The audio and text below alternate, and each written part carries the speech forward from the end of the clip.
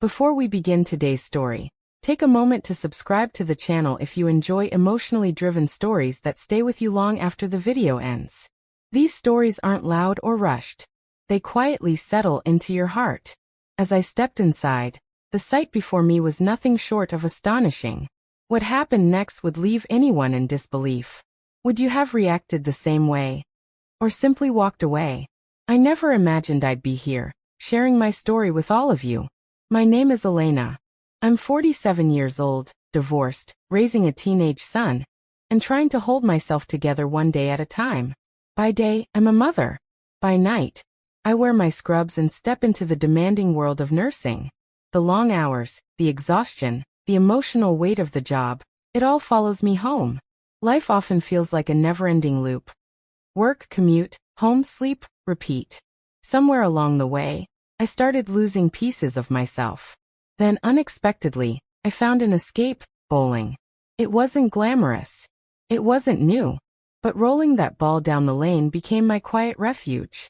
Last year, I joined a small local league in Riverside just to stay active. To my surprise, I discovered I was actually good at it. Good enough to qualify for an official tournament in Springfield, 3 hours away. For the first time in years, I felt connected to the woman I used to be. Before the divorce, before the weight of responsibility dimmed my spark.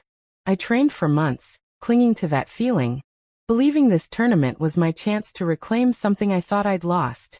But life, especially motherhood, rarely allows focus on just one dream.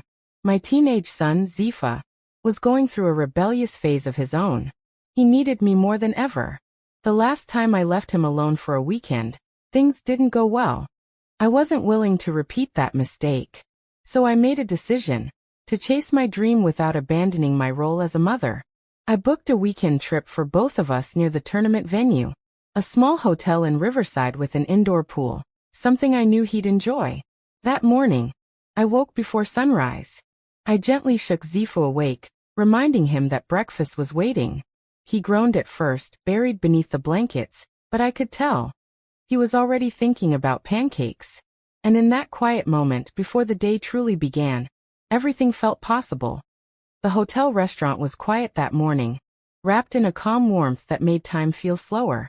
Sunlight filtered through the windows as the scent of coffee and fresh pancakes filled the air.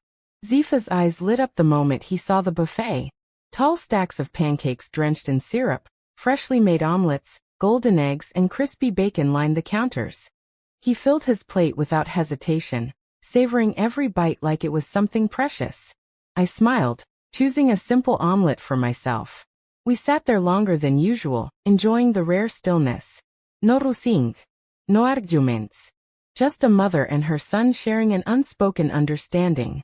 After breakfast, I asked if there was anything he wanted to do before I headed to the bowling alley. His face brightened instantly. There was a mall nearby, he explained, Riverside Shopping Center. Inside it was a specialty store he'd been wanting to visit for months. There was a particular game he'd been searching for, one he hadn't been able to find anywhere else. For a moment, I hesitated. Between hotel costs, tournament fees, and everyday expenses, money was already tight. But the excitement in his eyes reminded me how rarely he asked for anything. So I agreed. The mall was buzzing with life. Voices overlapping, footsteps echoing, lights reflecting off polished floors. We moved through the crowd together, surrounded by a world that felt both overwhelming and alive. Our destination was clear. GameStop. The moment we stepped inside, Zifa spotted it. An old, used game displayed behind the counter, marked at nearly $60. My heart sank. It was more than I was comfortable spending, especially on something secondhand. I looked at him. He didn't beg. He didn't pressure me. He just smiled, quiet, hopeful, grateful. With a deep breath, I pulled out my wallet. In that instant, the money felt secondary. What mattered was the joy on his face, the unspoken thank you in his eyes. It was one of those small sacrifices that parents make without a second thought, even when it stings a little. We spent hours wandering the mall afterward, passing storefronts and sharing stories. Those moments felt like treasures, fragile, fleeting, and deeply meaningful. For a brief while, it felt like the years slowed down, like I hadn't lost my son to time just yet. That evening, I returned to the Springfield bowling alley. Despite feeling emotionally full, my body was exhausted. The long day caught up with me, and my performance suffered. I slipped from a possible second place finish to fifth. It hurt, but I reminded myself why I was there. This wasn't just about winning. It was about proving to myself that even with responsibilities, exhaustion, and sacrifice, I was still capable of chasing something for me. When my teammate Serafina won the tournament, I felt nothing but pride. Her dedication paid off, and her victory felt like a shared triumph. After the award ceremony, a few teammates suggested we celebrate nearby. I hesitated, unaware that what awaited me next would change everything. The place they chose was quiet, too quiet for a celebration. A dimly lit lounge just a few blocks away from the bowling alley. Soft music played in the background, the kind that blended into your thoughts rather than interrupting them. I almost said no. My body was tired, my mind stretched thin, and all I wanted was sleep. But something in me, a small, restless part, needed one more pause before returning to reality. So I went.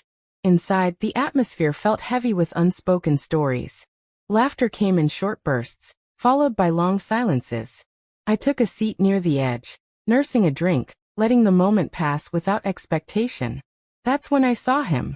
He wasn't loud or attention-seeking. Just sitting across the room, shoulders slightly slouched, eyes distant, like someone carrying more weight than they let on. Our eyes met briefly. Then again. It was nothing at first. Just a glance. But sometimes, a single look holds more meaning than words. He introduced himself casually when he joined our table. There was an ease to him, a calm presence that felt unfamiliar, and strangely comforting. Conversation flowed naturally, about bowling, work life. No forced smiles. No pretenses. I learned he had his own past. Losses. Regrets. A life that hadn't unfolded the way he once imagined. And somehow, in that short span of time, it felt like he understood me. That realization scared me. I reminded myself who I was. A mother. A nurse. A woman shaped by responsibility and restraint. I didn't come here for connections. I didn't come here for distractions. So when the evening wound down, I stood up first. I thanked everyone, wished them well, and walked out into the cool night air. My heart was steady, but my thoughts were not. Something had shifted. Quietly, subtly. Back at the hotel, Zifa was already asleep. I stood there for a moment, watching him breathe, grounding myself in the certainty of my life. Whatever I felt earlier didn't matter. He was my priority. Still, as I lay in bed later that night, staring at the ceiling, I couldn't ignore the truth. Some encounters don't announce themselves as turning points. They arrive softly and linger. I didn't know it yet, but that brief interaction was the beginning of something I never planned for. Something that would challenge everything I believed about boundaries, choices, and the cost of emotional honesty. And once the door had opened even slightly, there was no closing it again. Sometimes, the smallest moments quietly change the direction of our lives. If this story moved you, don't forget to like, subscribe, and share your thoughts below.